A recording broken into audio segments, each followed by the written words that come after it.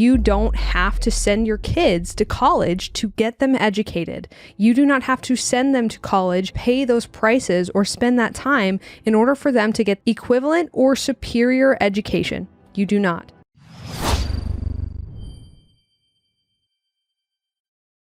Aloha, folks. Welcome back to Degree Free. I'm Ryan. She's Hannah. Before we get into today's episode, a little note.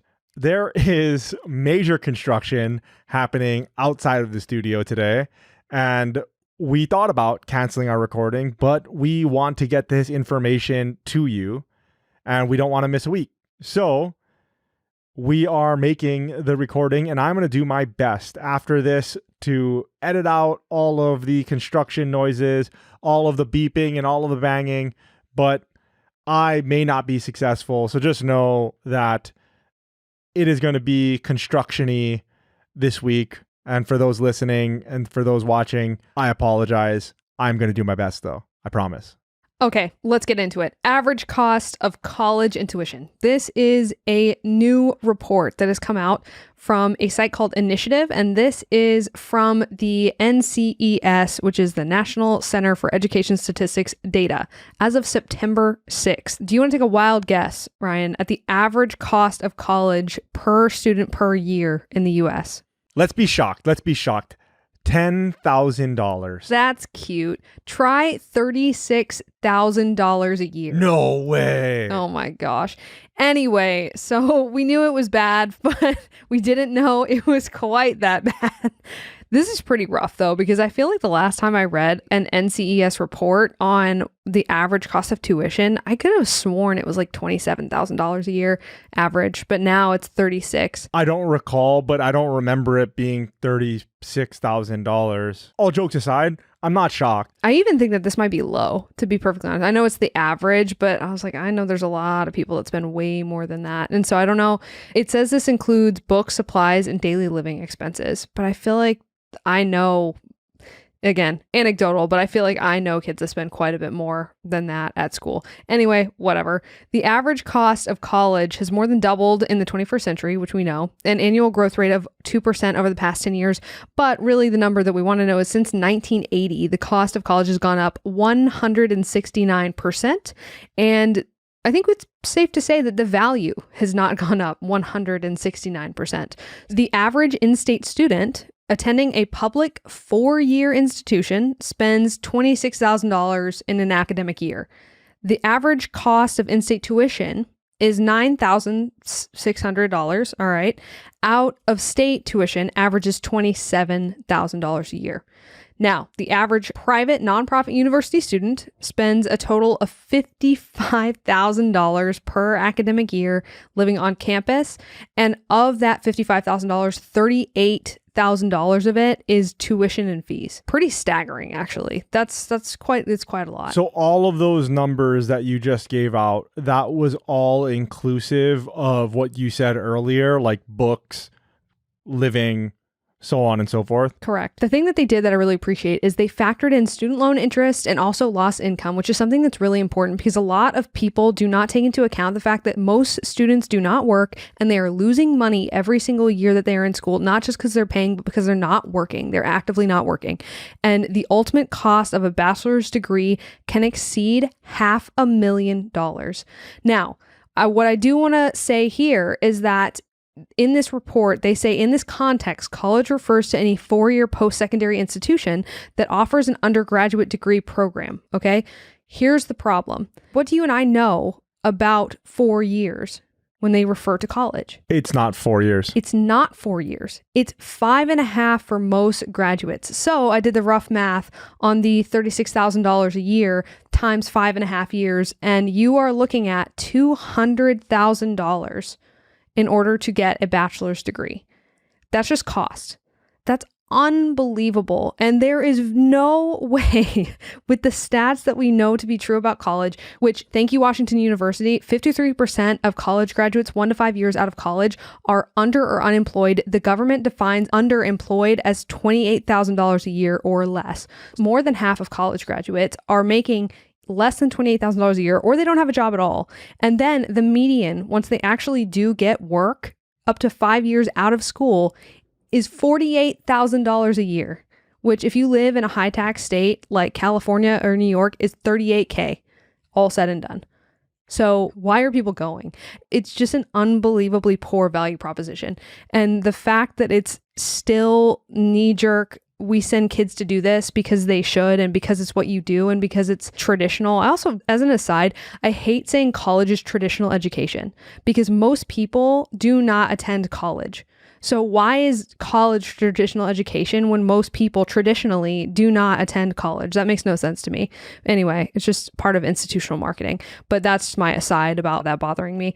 But yeah, so the summary of this is that if you go to college, student loan interest and loss of income factored in, the ultimate cost of a bachelor's degree with the average cost of college and tuition right now, you're looking at $500,000 in cost. Yeah, that's crazy. And even the 200 grand is crazy as far as costs go. I mean, sure, there are a lot of people listening to this that'll be like, well, you can do it for much cheaper. And that is absolutely yeah, cool. People correct. don't though. Right, is that people don't. I get that comment all the time, which is like, oh, well, you could do it for a lot less. I was like, yeah, but people do not. It also doesn't mean that just because you do it for less in a more affordable way, that the value on the other side for your time, for the lost wages, makes up for the difference of it as well. Because say that you go to one of these online universities, and I don't want to say a name of any of these because I don't want to promote any of them. I've been getting ads for a couple of them that it's like I can't stitch them on TikTok and talk about how they're trying to target moms, like stay-at-home moms. It's kind of unbelievable. Right. I literally don't want to say their names because I don't want to give them any airtime because they're spending millions of dollars and they're like, oh, well, you know, here, take this degree program that only takes 3 years. There's no semesters, really. You just pay per 6 months. And then you can take as many classes as you want. It's just a really, really good way of getting more money out of people that weren't going to spend that money to begin with. And then what do you think is the value of that degree afterwards when you get it in such a fashion? I mean, not good. Right. There's already very little value in degrees to begin with, and there's even less value in those degrees. To get back to it, could you do it for cheaper? Absolutely. Does it mean you still should? You got to weigh that for yourself. If you're looking at me, you know, probably not. Probably not. And really at the point of like, when does it make sense to go back to college or go to college is at some point later in your career when you can afford it. And you've also realized that you, quote, need it for your career. Look, college is a business just like anyone else. They will take your money at any time. Yes. Do not let them push you off this cliff. That's what I call it, the college cliff. They're just trying to push all these teenagers off and their parents off this college cliff. You don't have to go off of it. You don't have to jump off of it. You can just go, you know what? I'll be back. Why? Because they're a greedy $1 trillion business and they will take your money at any point. There's a story I want to tell about an interaction that I had with BYU on LinkedIn, the college BYU. This has nothing to do with the fact that it was BYU. This has everything to do with the fact that they were bragging about how they had improved their product, which is their bachelor's degree. And how had they improved it? They took it from 4 years to 3 years. 2 points. 1, it could have been 3 years the whole time. If it could have been 3 years, it could have been 2 years. If it could have been 2 years, it could have been 1 year. If it could have been 1 year, it could have been individual classes. Because if we really get into the ethics of college, they should be selling a la carte educational options. But whatever. 2, they were bragging about the fact that they were bringing the cost down to make it more affordable for people by having them do 3-year degrees. So I commented on this post on LinkedIn where they were talking about, wow, look, unveiling our 3-year degree. And I just said, well, since most college graduates take 5.5 years to graduate, does that mean that people will actually just graduate in 4 years from your 3-year program?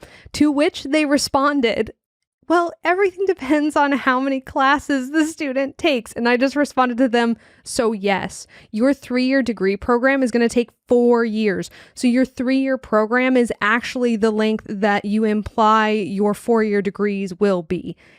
It's just insane. And they're packaging it like it's this great novel thing that they've done for people. Like, oh, you're welcome. Now you can take a 3-year program that's actually going to take you 4.5 years probably in order to graduate. It's just unbelievable. And instead of improving their product, instead of allowing students to get micro degrees, instead of allowing students to actually just stack their skills together and take the classes that actually matter, instead they're still going to cram them through their stupid program and require them to take a bunch of classes they don't need in order to prop up their institution instead of actually catering to the student. This is not toward BYU specifically. This is towards all of these colleges that are doing this because this is their new shtick. Their new shtick is, 3 years, but really it's still going to be 4 years, guys. There's a couple of stories that I want to tell in here. One, I was in college and I was getting my degree. It was impossible to get your degree with a full course load.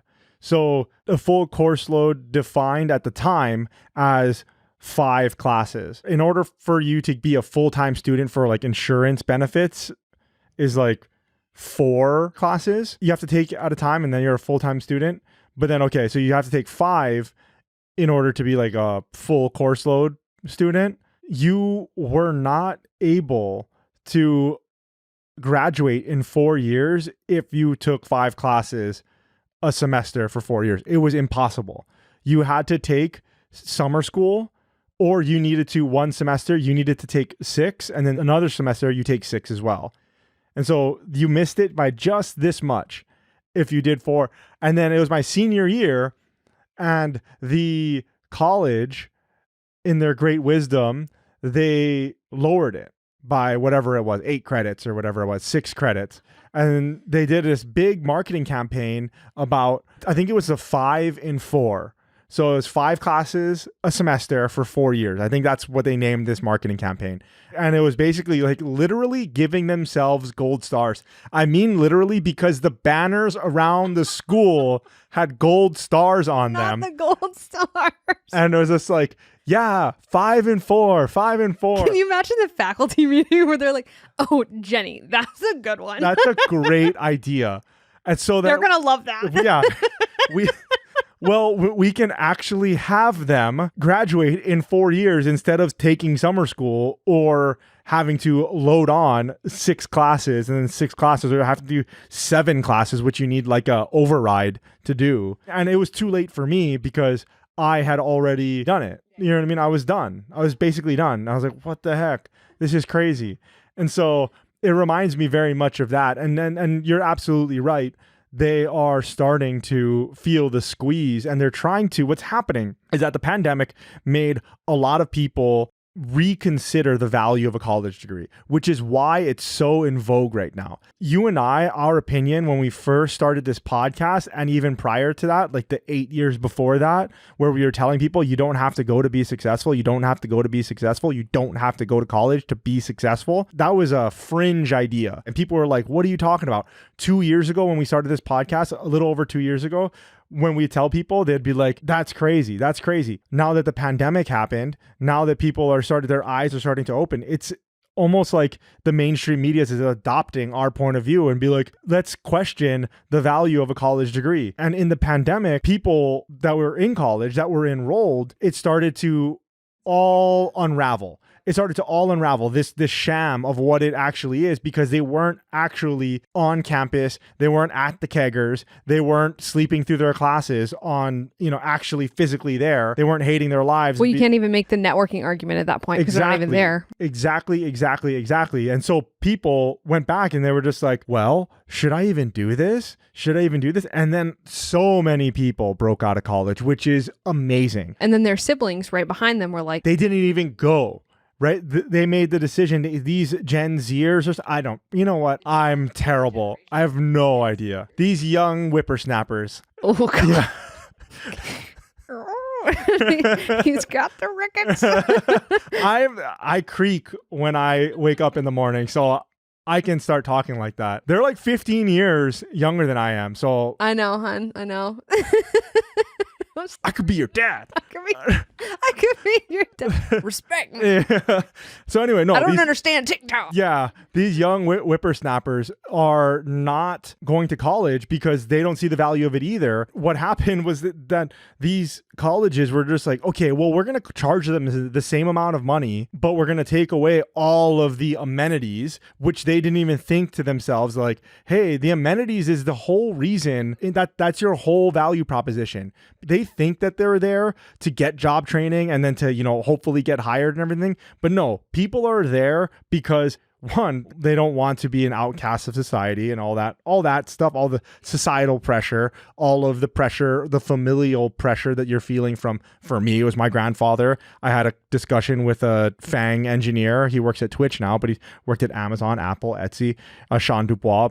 Go back and listen to that episode. But for him, it was his mother, right? And for a lot of people, it's their parents saying, hey, you got to go to college and feel this pressure. Okay, so there's all of that. But then there's also like, they're there for the college experience and you're taking away the entire experience from them. And what the colleges are realizing is like, oh my God, if I take the experience away from them and I take them all and put them into a Zoom room, they're realizing that they're not getting anything from us. And so they're going to opt out. I think that 3-year thing is actually more for the parents.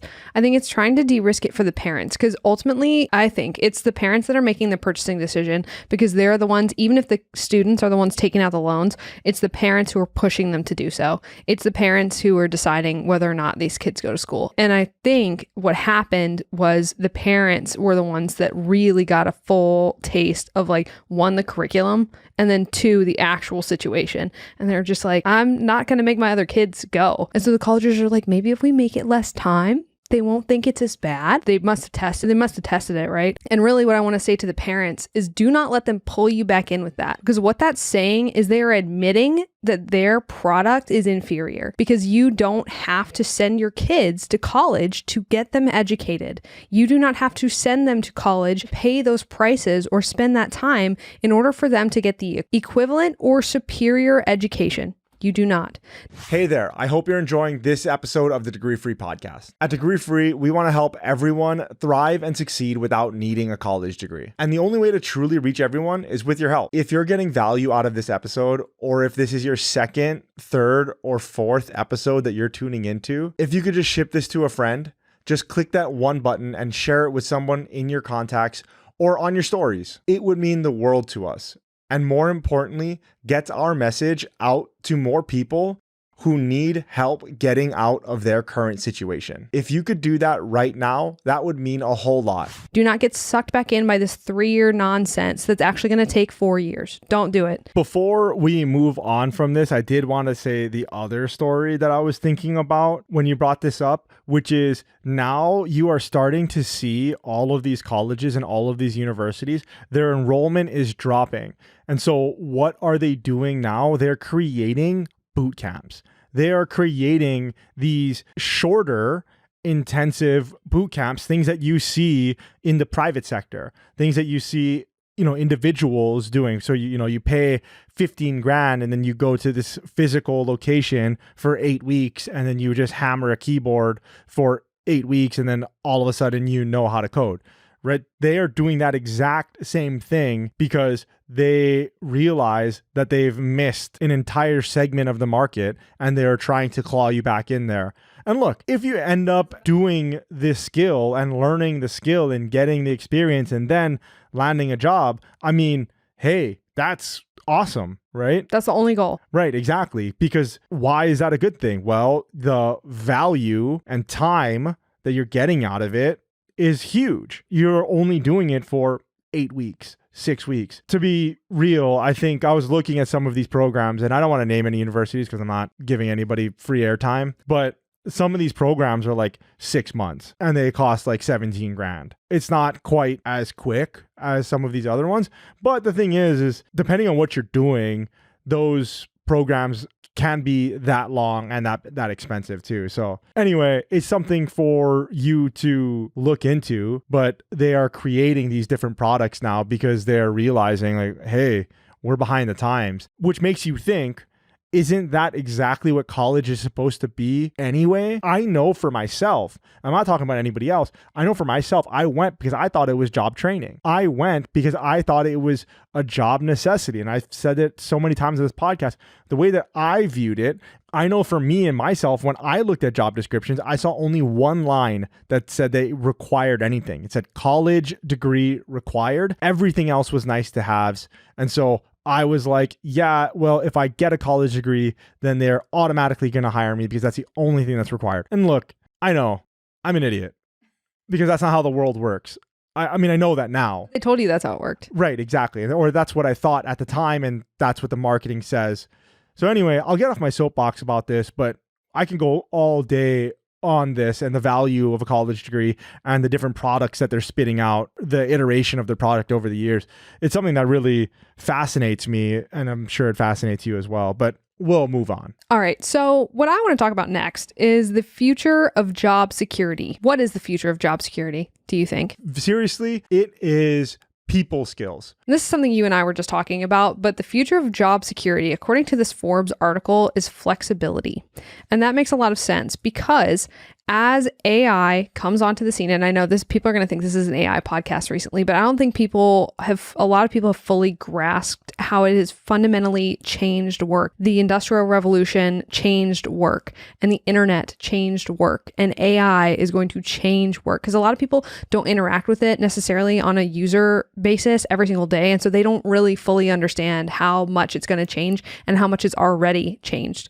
But you and I work with it pretty intimately on a daily basis. And so that's why we see how it's starting to touch everything. And what's going to happen, and I think this is what's cool about this, is that as AI continues to change work, the qualities that are going to be the most valued are going to be human qualities. Those are going to be creativity, flexibility, interpersonal skills, like human communication. And that is where I see, and so does this Forbes article writer, the future of job security. And it's funny because I just posted about this on LinkedIn the other day where I just said, like, job security is not real. Job security is skill security, which means you are able to learn new things and you are able to continually keep changing. And that is going to matter a lot. And I think that completely contradicts what a lot of people have been taught because of college, because it's so static, because it's such a monolith, and people are used to, I go to college, I buy my degree, and after I buy my degree, I don't have to learn anything new. That's just not going to cut it anymore. For people that want to keep moving up, for people that want to get ahead, for people that want to make more money, for people that want to start businesses, you have to keep learning. You have to keep going. And honestly, I think that really frozen, crystallized mindset of I learn once and then I get my job and I'm done, it's dead. That doesn't exist anymore. Not if you want to continue to move up. Even people who are in jobs where they want to stay in the same job for long periods of time, you're going to have to keep learning new skills in order to stay competitive in your actual job. And I don't mean like you constantly have to be going to the next boot camp or constantly going to the next course, but you have to be learning incrementally all the time. And that is what I think, that's what capitalism is to me. It's the fact that we are now going to get to a point where technology is going to make it so that we are able to be more creative. We're able to do more interesting things. Humans are able to do more human work again. Like, people are going to get out of Excel sheets. People are going to get out of boring things, and people are going to get into things that actually matter. And that I'm excited to see, and I see it now, and that's pretty cool. So that's what I think the future of job security is. I hear what you're saying, and I completely agree with you. I wanted to key in on a couple of things that you're saying. One, you were saying that, if you want to move up, you have to continue to upskill. I think that that's wrong. Or rather, I don't think it's wrong, but I think that you need to add a qualifier at the end of it. So yes, obviously, if you want to move up, you have to continue to upskill. But I think as AI comes into the workplace, especially depending on what you're doing, if you are not upskilling, you are going to be left in the dust. So it's not even moving up.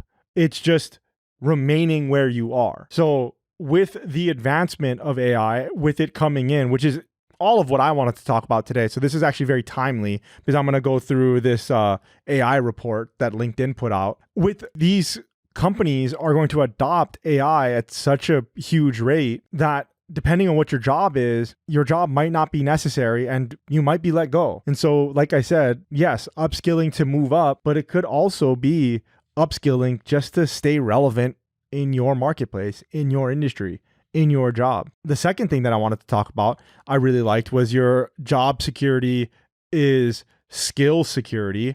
I agree with that 100%. I'm currently helping someone get a job and transition from being a creative his whole life and going into a completely different field. We go through like your needs and your wants at the very beginning and stuff like that. And he only had 3 needs. And so the needs that he had was like make $50,000 a year, room for growth, and work remotely. It's very, very reasonable, right? Which is, if any of you have taken the Job Change Accelerator, you know that that's what your needs should look like when you're looking for a job, especially when you are switching from one industry to the other, because there's almost infinite amount of jobs that will fill those requirements. But if you have like 17 different requirements and 17 different needs, less jobs. Yes, totally.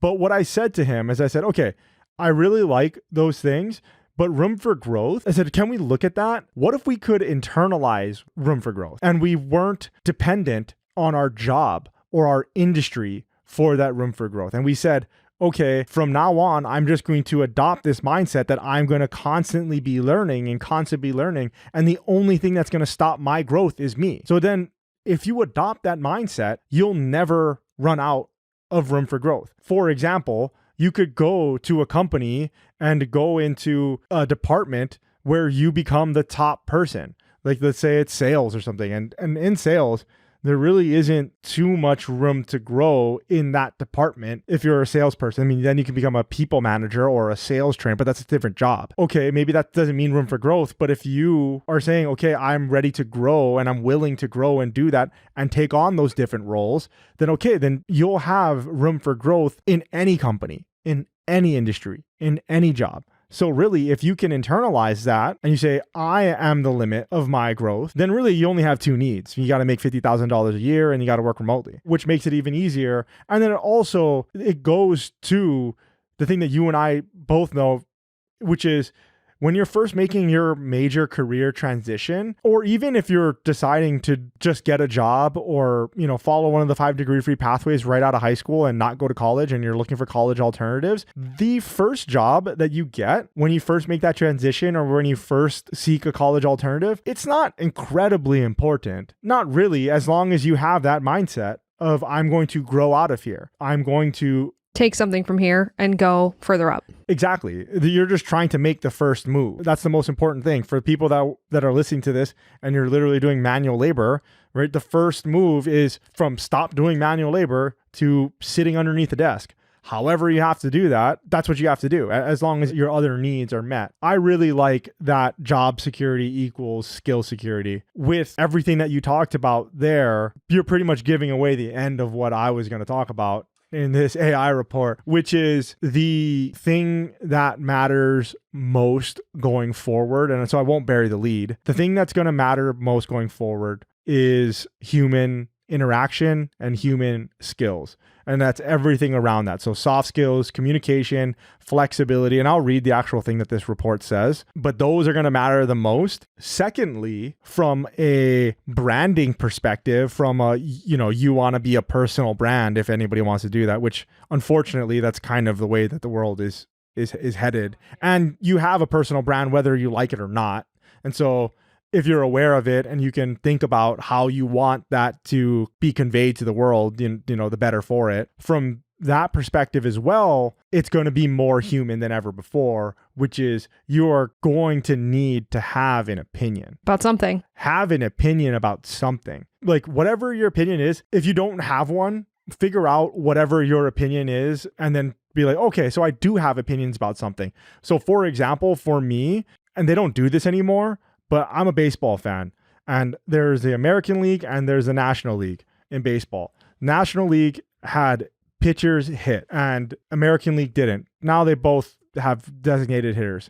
I personally believe that pitchers should hit because that's how God intended baseball to be played. because you are part of the team, a part of a 9-man roster, just like everybody else. So you hit. I completely understand why Major League Baseball went the opposite way and made sure that, pitchers don't hit because it's a better product for the fans. I get it, but that's my opinion, right? And so if you can have an opinion like that about something totally unrelated to your industry or anything, then you know that you have opinions somewhere else. So for us, our work opinion is that, well, you don't need a college degree to be successful. That's our opinion. Or my opinion about AI, and I think it's yours, is that I think that every company is going to be an AI company, quote unquote. It reminds me of the data where everybody became a data company. Why? Because it matters. It matters what people are doing. It matters what people are thinking. It matters how they're making decisions. It matters what types of decisions they're making, when they're making them. And so something like 98% of companies now track their data. It's a thing that people do because it's a practice that makes sense. And that is the same with AI. It's just going to reduce cost and improve the quality of human work. Yep, absolutely. Absolutely. So let's just jump into what I wanted to talk about today, which is going to be this report, Future of Work Report, AI at Work. And this is from LinkedIn. And I will timestamp this because this is from August 2023. So it's just a few months old or a couple months old, but I still think that the information in here is really, really amazing. And we're going to go through this. There's a lot of articles and things that we talked about in this episode. So per usual, show notes are going to be at degreefree.co/podcast. You can check out the show notes there. I'm not going to read this entire report to you because that would frankly take all day, but I will sum up the parts that I thought were really interesting and how you can use it in your career and to level up, hopefully, or at least be aware that this is happening right now under our noses. And for some of us, right in front of our faces. Before I get started, if you go to degreefree.co/podcast and then you do check this report out, this thing is super well laid out. It's like, I can understand this thing. This is like amazing. And I would love it if I was this good at page design and presentation design. It really is amazing. But okay, so let's jump into the report here. The first thing that I wanted to mention out of this report that is worth mentioning is that the share of global English language job postings mentioning GPT or Chat GPT increased 21x since November 2022. That is a lot. Granted, I think that's when it came out. Nobody really knew about it.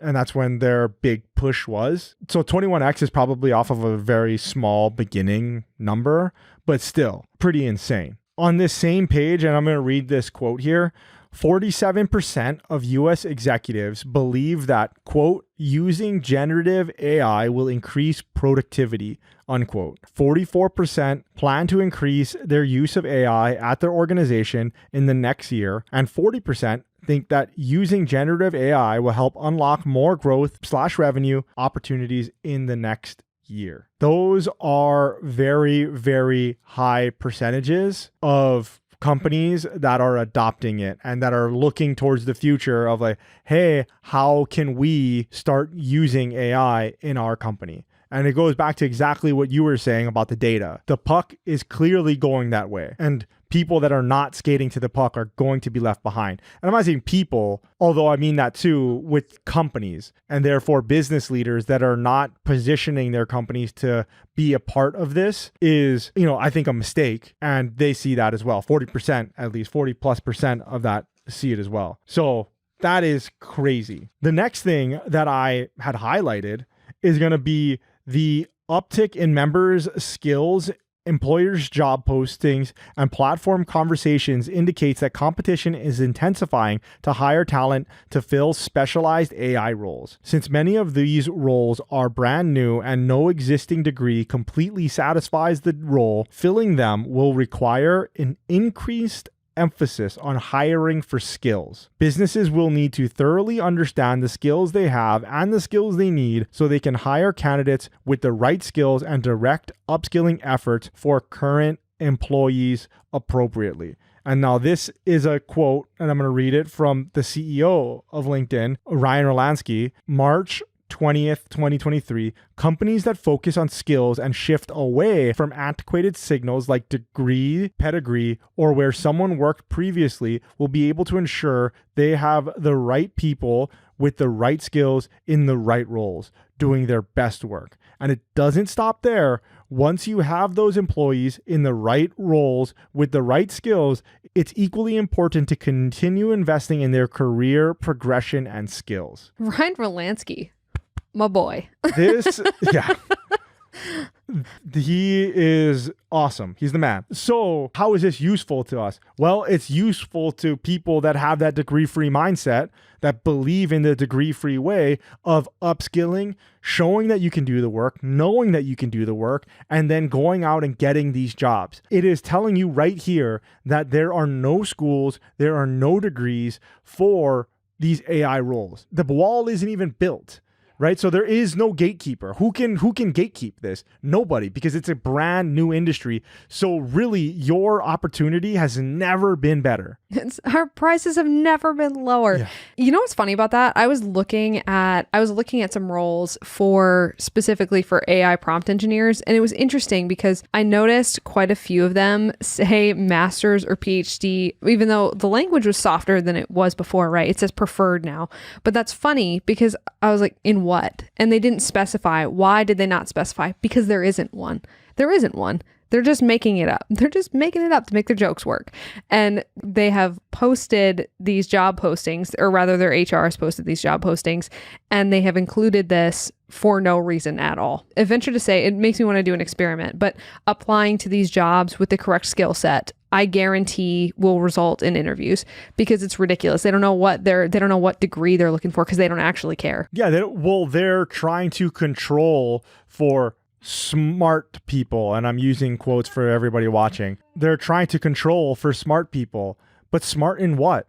Like, yeah, in what? Smart in, I went and got a master's degree in something that's not applicable to this. Exactly. Or maybe it is. I don't know how it would be. But the point of the matter is that if you can prove that you can do this work, and if you are messing with something on your free time and working on your own projects, and you're able to document it, and then you're able to get an interview and then tell these people that you can do it and show these people you can do it, now is the time, because there will be a degree soon. 100% positive. What do we know about these colleges? These colleges, as much as we dog on them, they are smart. They are very, very business savvy, and they are going to try to build these walls as quickly as possible and then be like, yep, this is our AI degree. And then they're going to build the wall and then build the gate, and they're going to gatekeep this. So before they can do that, learn, build your projects, apply to these jobs. Exactly.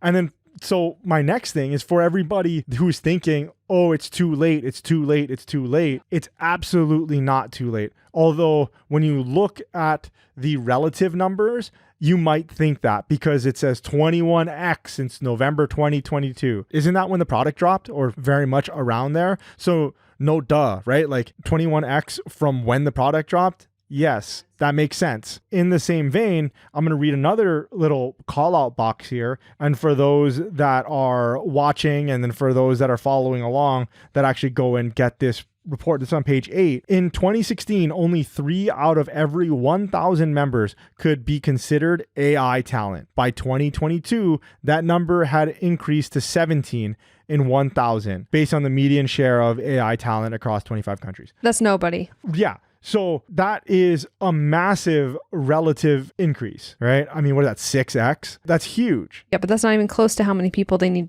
to know things about it and do things with it. But it's 17 out of 1,000 people so far. So they don't have any experts in these fields yet. Or, I mean, there are experts in the fields, but you can be an expert too. Right? We're early. We're still very early. The next point that I wanted to bring up was that this isn't just happening in the tech industries. This is going to happen literally everywhere. And it's not just happening in the US either. In fact, the number one place that this is happening, where AI skills is accelerating, is in Singapore. Makes sense. They're on the edge of everything. They are on the edge of everything. That country is a wonder. Yeah, I don't know too much about it. I know just enough. I don't know that I want to live in it, but is it interesting? Yeah, I have no idea. I know just enough to be like, that's cool. Yeah. Yeah, exactly. Just like the data, it's just like data. It's every industry that's going to have to do it. Yes, exactly. And we are in the early innings of it. And so if your industry isn't using AI yet, but you can see how AI can be implemented, that is a massive, massive opportunity. So massive, in fact, and I'm going to read you this next stat for those following along. This is on page 13. 51% of US executives are excited about AI advancements, but do not yet know how their organization will leverage AI tools and skills. This is a huge opportunity. 51%.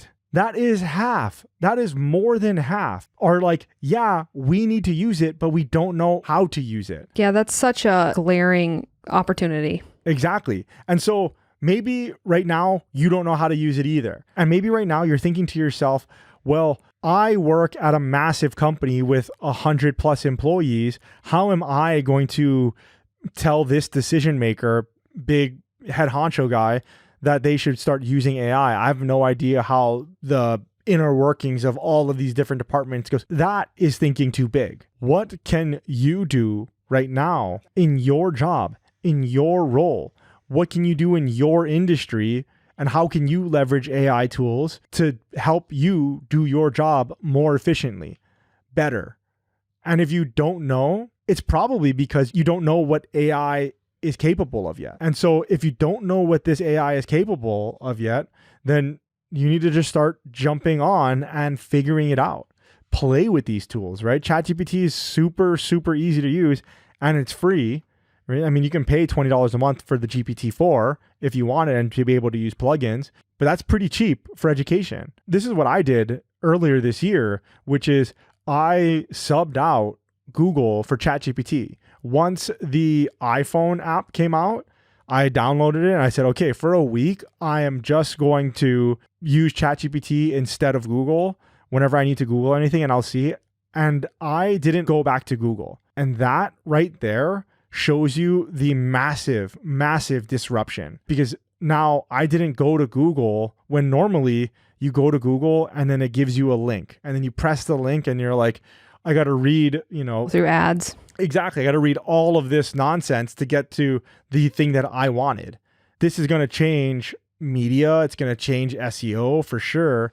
But then you can look and play with these tools and see how it's going to change your own job. I mean, for me personally, I'm very glad that I'm not in my first job anymore right out of college, because right out of college, I was working in a role where I was basically a monkey with a headset. And what I mean by a monkey with a headset, you could literally train a monkey as long as the monkey understood like numbers and stuff, right? As long as they understood like number recognition and as long as they understood that, you could train them to do my job. I am positive that these companies are leveraging AI in some way now to get rid of those people. And if they aren't doing it yet, they have already started to, right? Because for me, I was just looking at a rubric. I was literally just looking, does it fit all of these qualifications? Does this fit that check this box, literally,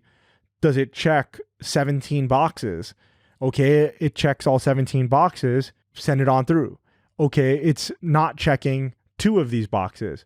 Okay, well, let's look. And there's like a decision tree of like, if it's this box or this box that's not checked, then we do this. This is the decision. And now I'm positive that it's mostly automated away. And the next thing I wanted to bring up, and I'm almost done, is on page 16, 94% of US members are in jobs that could leverage generative AI to automate at least a quarter of repetitive tasks and increase productivity. So an example that they use is generative AI might lead a language translator to shift their focus from doing literal translations to reviewing and certifying machine-generated translations or specializing in specific legal or literary content. That goes to exactly what I was talking about, which is like my job at that old bank is going to go away. I mean, for the most part, or the scope of that job is going to completely change. And maybe instead, I'm just going through, okay, it already made the decision. It said, yes, it checked all 17, 17, 17, and then you just go and check, yes, yes, yes, yes, no, no, no, no, no. So the nature of your job is going to look very different. And if you are in one of these, I don't know what else to say other than low skill. If you are in one of these low skill jobs, as I was, you have to really look towards upskilling, which is what I was saying when you brought this up earlier, right? Which is, it's not just upskilling so that you can continue to move up. It's upskilling so you don't get left behind. Because if you look around and you say, wow, my job largely could be automated away, well, your job is probably going to be automated away. And then if you upskill, okay, perfect. If you wanted to be the dark horse, you could help introduce AI into your company to help automate your job away so that you have a new role, which is the supervisor of this project. Instead of like trying to hold the water back, you could get a surfboard and try to ride the wave. You probably, other people might drown, but you'll be right. You'll be riding. Yeah, exactly. And I won't go through much more because you can just go through this yourself. And it's not that long of a read. It's a good report. Folks. Yeah. So I'll just go over two more things really, really quickly. It has a chart on page 17, right? And this chart is really, really amazing. It goes through the different industries or occupations and it gives percentages of the different skills that could potentially be augmented by generative AI. And then I'm just going to call out the 4 highest ones, and then I'll call out the 3 lowest ones. So really quick, the highest one is going to be software engineer. 96% of the skills can potentially be augmented by generative AI, which makes sense because it's all on the computer. And then there is salespeople, 59%. A lot of that is going to be cold calling, right? Like actually dialing. There's going to be retail sales, outside sales. A lot of the responsibilities there are going to be automated away through AI. And then thinking about also for all those salespeople out there, think about all the time that you have to input something into your CRM, right? Like I had a phone call with and you'd be like, oh my God, I got to summarize my notes. And then maybe you took a recording of it and then you have to put it through a transcription service and all that. All that's going to be automated away for you so that you can focus on the actual thing that matters, which is actually closing the deal. And so your sales call, it's going to be recorded, it's going to be transcribed, and then the action items are going to be put onto your Kanban board, your Trello or whatever. And it's going to be like, hey, follow up here. And it's going to automatically put another date on your calendar that matches with their dates. So that is definitely something that's going to happen. Customer service rep, 76%. And this is where we're seeing a lot of the penetration in all of the industries. Doesn't matter your industry, customer service rep is a really, really big drag on the company because it's just de facto, it's a cost center. It is one of those things where if we can figure out a way to allay tickets and shorten times and get rid of overhead, it's nothing but wins. So 76% of their job can be augmented by generative AI. And this doesn't mean necessarily taken over, but augmented. And then the last one is going to be cashier, which is 59%. And we are already seeing that to this day, which is, with self-checkout and all of those types of things, right? The scanning UPC codes and everything like that. Nowadays, if you go to certain supermarkets, the cashiers don't even have to memorize what the vegetable looks like anymore. Every single vegetable has a UPC code on it, and they can just scan it and put it on the scale. And then on the low side, there's environmental health safety specialist. 3% of that job can be augmented by generative AI. Construction specialist, 11% of those jobs. And then oil field operator. Makes sense. Everybody walking around physically doing something. Right, exactly. 1%. Good luck seeing a robot do that. Exactly. Not for a while. Not for a while, if ever, because I have a pretty good friend who's an oil field operator. That is a very human job for sure. It's going to be that way for a while. So I wanted to get to this portion of this, which is coming back, people skills, are more critical than ever. 92% of US executives agree that people skills are more important than ever. In the US, the fastest growing in demand skills since November 2022 are flexibility, so that jives exactly with what you said, professional ethics, Makes sense. social perceptiveness, and self-management. It's all working with people, being honest, being able to adapt, and being in charge of yourself. In the US, communication remains the top skill demanded across all job postings, which, as we talked about before, it is never more important to be human.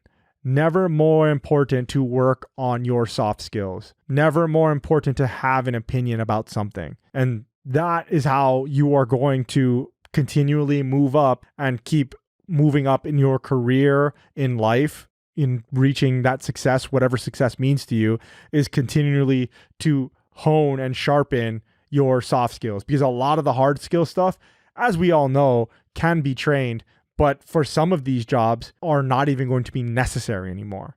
And it's all how you interface with somebody else, which is one of the things that we talked about with interviewing. And this was a while back about like the 7 tricks to make your interviewer love you. One of the things is being likable. Yeah, because they're going to have to work with you. Exactly. Just being likable, because people want to work with people they like. People want to help people they like. How can we do that? Well, increase your people skills, increase your soft skills. But yes, that was today's episode. And I apologize once again for all of the construction noises in the background. We did our best and we are doing our best, but we wanted to get this information out to you. If you like this episode, do me a favor and share this episode with somebody. I know that this was a kind of a mixed bag of an episode, and we talked about college and the college cost. And then we talked about AI and how that's going to be prevalent. But if you know somebody that is in a similar situation to you, who's trying to level up, skill up in their work, if you could hit that share button and send this episode to them, that'd be great. And if not, if you could leave us a 5-star review, that would be great as well. You can find us on LinkedIn. I'm Hannah Mariyama on LinkedIn, and he's Ryan Mariyama at LinkedIn. And we will see you all next week. Yeah, absolutely. And that's the show. Until next time, aloha.